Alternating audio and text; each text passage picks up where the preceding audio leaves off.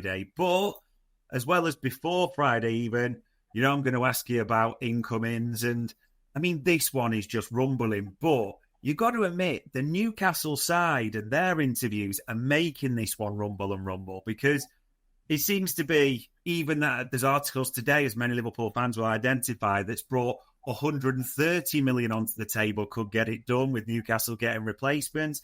Eddie Howe, I'm not sure this was his best advice, whoever gave it him, but to do 2 back-to-back interviews because Newcastle played twice and getting asked a load of Alexander Isak questions. But Eddie Howe specifically saying, I want players that want to be here. And, when he was asked to, is there no way is Isak going to be blocked? And they made that decision. That's not my information, but it's not my decision.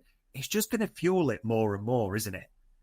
Yeah, what I will say about this, I wouldn't want to be someone who's writing that move's been blocked or Alexander Isak's going to stay at Newcastle, because I just, it's always risky to make predictions about transfers because kind of crazy things happen all the time and you can be made to look really daft. But it's getting to the point where I'd be really surprised if he doesn't end up being a Liverpool player, to be honest. You can't tell me that Newcastle are looking to sign Johan Wissa and Nicholas Jackson to partner them with Alexander Isak. The manager himself is coming out and making it quite clear that he can't rule out Isak going. The player's still on strike. Liverpool are still sat there waiting for encouragement from Newcastle. All the ingredients are there. Is that once Newcastle kind of know that they're in a position to get their replacements over the line, then Liverpool will pull the trigger and put a bid in or be encouraged to do so. And they are willing to break the British transfer record to sign in.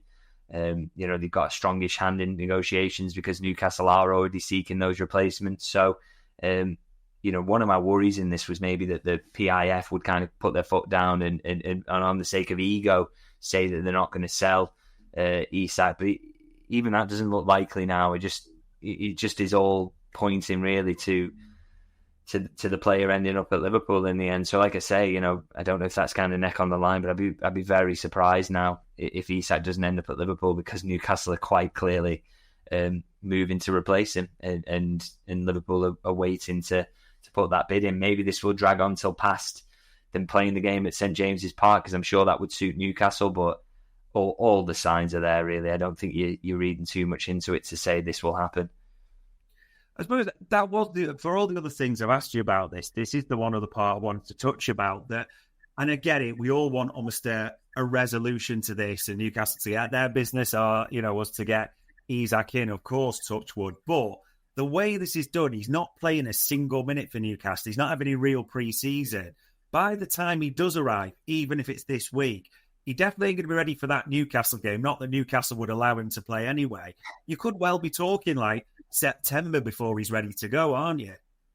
Yeah, I guess Liverpool's argument on that front would be we were signing him for 5, 6, well, probably be 5-year contract, I'd imagine. We're signing him for that amount of time, not for just these games here. And they do have Ekitike there, don't they? Who looks a great option as well. So it just is what it is, really. This move is being dragged on, and as the buying club, there's nothing you can really do about it. Newcastle are, I guess, right to play hardball. And if I was them, I wouldn't be selling before the game at St James's Park either, because why would you want him lining up against you? You absolutely wouldn't. So, it's just one of those. They have no control over that, and they're just going to have to deal with it. But it's as long as you get the man, I'm sure they'll be happy. Yeah, and Luke, LFC O'Neill there saying Newcastle taking their time on this. I'm sure Fab said it was almost a here we go. I mean, you don't be too disrespectful, but I think that's 9 forwards Newcastle have missed out on now or still waiting to go with a line. So we are a little bit of a whim of that, but we'll see what happens. And for other positions, Bradley Barcola, that was still there. And it was interesting that ESPN actually said via Julian Lorenz, you probably clocked this, that Liverpool made a bid or approach, last Wednesday, that, they were quite adamant on that on the ESPN side. And James Pearce, we almost talked about this as well, they're blocking the pathway. Based on what we saw yesterday, of course, anytime Bradley Barcola is a brilliant signing, but not putting much weight in this one. I put weight in it in the sense that Liverpool absolutely like the player. There's no question about that. But in terms of the moving for him in this window, I would be surprised. That's my info is that there's nothing really in that in terms of a firm move at the moment. It's told that kind of a week ago or so. And I just don't find that surprising, really. I just think Liverpool, all eggs are in the Isak basket at the moment, and that's going to be a big, big money addition, isn't it? And it's going to be a tweak to what the options end up looking like. It's going to be slightly different to what we used to, but they very much seem to want to go down that route. And if the manager wants that, Premier League winning manager, then you got to kind of accept that, I guess. So, and one of the things I would say about this, people get annoyed about the kind of them saying about blocking N'Gamoa's path. Well, why can't they just all compete with each other? But it's like, if you want N'Gamoa to become the player that he can be, he's going to have to play games, and he just will not play games if Barcola comes. That's a fact. Yes, Barcola is better than him now. He might be better than him in the future. But obviously they think N'Gamoa is going to be absolutely incredible. And I think you've just got to open up a path to minutes for him. And you say, if he ends up in a situation where he's just riding the bench up until the odd kind of League Cup minutes here and there, he's possibly not going to fulfill his potential. And so, to completely block him off down that left-hand side, I just personally don't think that works. And I kind of agree with Liverpool's stance on that. I think we're going to see N'Gamoa more than maybe people expect this season. That's certainly the word from behind the scenes. So if that's the case and they think he's ready to do that, then signing Barcola wouldn't make a whole lot of sense to me, to be honest. Well, with 3 less forwards than last season and Chiesa are expected to depart, there's certainly minutes up for grabs, so we'll see if anything... Just to come in on that, Dave, this is the interesting thing. Are we going to see Wirtz off the left from time to time? How much of the front line is Frimpong going to do? And is that enough if you add just Isak into that? And what, can N'Gamoa hit 1,000 minutes or whatever? And is he going to do so at a level that allows Liverpool to compete for the Premier League again? We'll see. I don't know. I guess if you were going to kind of take a bit of a cynical view on it, you would say N'Gamoa is too young to do that. And Isak and Ekitike, that's good stock in your forward areas, but on the right wing, you're not got enough there, particularly with Bradley's injury, so you might need Frimpong further back. On the left side, you're putting pressure on N'Gamoa, and Gakpo can be hit and miss, and that competition with Diaz was important for him. But that's just a cynical view. At the end of the day, Liverpool, and they are close to it, and I think they tend to judge things like this pretty well. They seem to be confident about what they've got. So, how that works out of the season, I've taken against kind of predicting those types of things, because look, the manager and the coaching staff, they tend to know what they're doing. They tend to know if they're going to have enough options, and they know how those solutions will work themselves out. So we'll kind of see on that front. Really, it's going to be a really interesting one, and maybe they've got it completely wrong, but maybe they've got it completely right, and we'll see. And just by the way, there's a comment there kind of saying, can Barcola play right wing and fill in for Salah when he goes to AFCON? And yes. So, okay, so maybe he's the starting winger on the left and he rotates with Gakpo a little bit. But it's only 6 games that maximum that Salah will be at AFCON, and as I say, all of a sudden N'Gamoa is just not playing at all. So, you've just got to think about the reality of it and the amount of minutes that are there and how they divide up in terms of whether that's realistic. And Liverpool obviously think, and they may be incredibly wrong about this, but they seem to think that they've got enough with just adding Isak in, and the proof's in the pudding, isn't it? At the end of the day, we'll kind of see if they were wrong or not. It's never as simple as this, but obviously we spell it out there and people will see it differently. I can be honest, cards on the table. I'd love Isak and someone like Fofana, who is like an FSG-style project player, can cover, get minutes. And it's not necessarily that I think Fofana would, block anything with N'Gamoa. It's what you alluded to there for me. It's all on a knife edge, because one injury and a midfielder's covering attack, or a midfielder's cut. Do you know what I mean? It all looks very thin. Liverpool, maybe gamble's too strong a word. And with any sort of gamble, as I'm calling it, you look great if it comes off. But if it doesn't, there's an injury and you look thin, they wouldn't have anyone else to blame, would they, but themselves? No, absolutely. And that's the risk that they will take if this is how it kind of pans out. And that is the kind of expectation at the moment. Obviously, opportunities and things change or whatever, but that's the feeling at the moment. And you're right, it starts to get to the point where you're saying, an injury on the left-hand side, you can't play N'Gamoa twice a week, so you're shunting Wirtz out to that left-hand side. And, is he as influential there? Does it unbalance the midfield that maybe got into a rhythm together over the start of the season? All these question marks are there. You're absolutely right to say that, and we don't know. And very, very hard to predict. But it is, there's an element of risk there, but there's always an element of risk, I guess. And I think the one thing I would say about the Rio question marks, and this is again one for Liverpool to answer in how they use him and what happens is, I don't think any of us kind of thought that he would be around the first team this season to the extent that it seems that he's going to be. And had that not been the case and he wasn't considered an option at all, and he was playing for the 21s this season, and Liverpool had signed, the next signing was Isak and Fofana, and Fofana was playing the Engamoa role, we would think that would be enough, I think.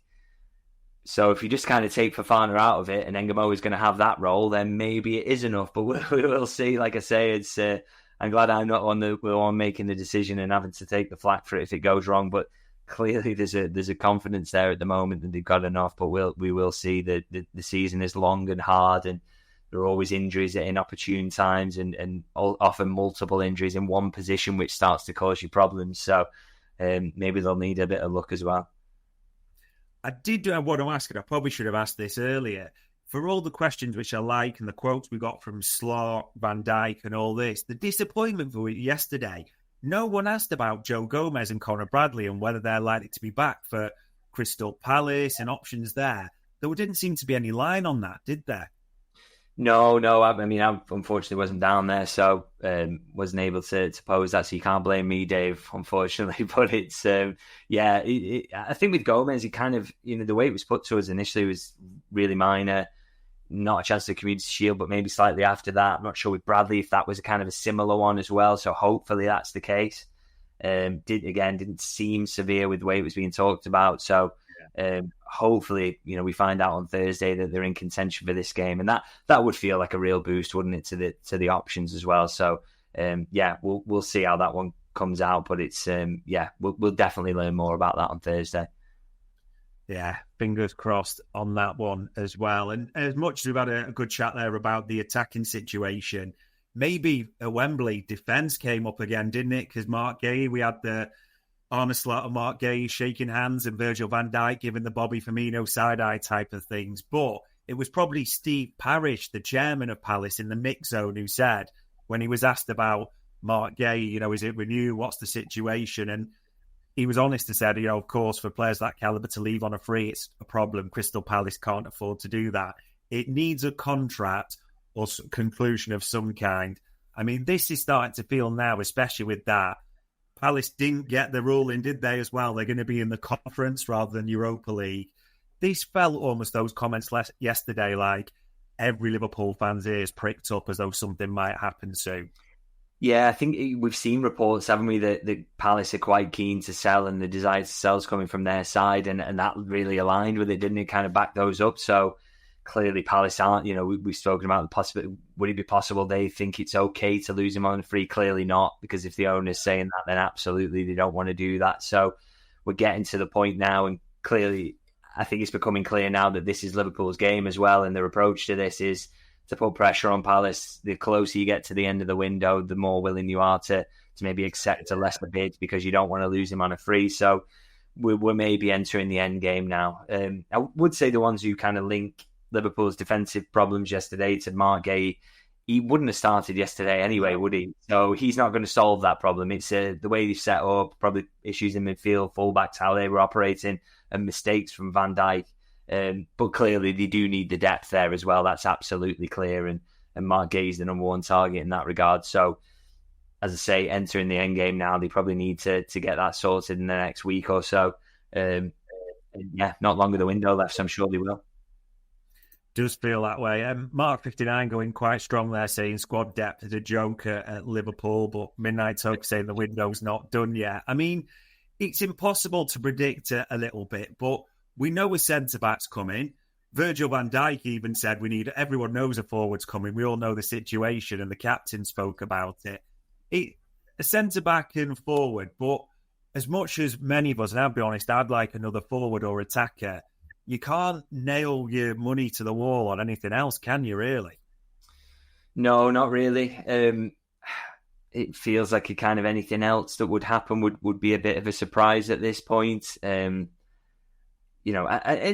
Liverpool don't, you can argue about that kind of extra forward maybe they need, and that would be the thing that maybe there is an opportunity that comes up as a bit of a surprise there that they're able to do, but it would be a big surprise at this point. And I think they're okay if they get Isak in. The forward line feels complete as far as they're concerned. I think in midfield they're very, very well stocked. As much as they were missing Gravenberch yesterday, and but these things are going to happen. But I think they've got, and it's a shame that McAllister wasn't fully fit, but they've got great numbers and quality in there, no question, in my opinion. If they do get Guehi, it'll be 4 centre halves there competing for 2 spots. They've got 2 right fullbacks there. They've got 2 left fullbacks, or they will have 2 left fullbacks in the end, I think, by the time the window closes. So that's all kind of there. And for me, that's a deep enough squad. I know people will never be happy enough with that. They always want more. But, I think Liverpool will think that's enough. And I tend to agree. Well, if you're ever in doubt, people, just remember that Chelsea, currently with 9 centre-backs on their books, are looking for another one, as per Enzo Maresca. So, yeah, let's think about that at the same time.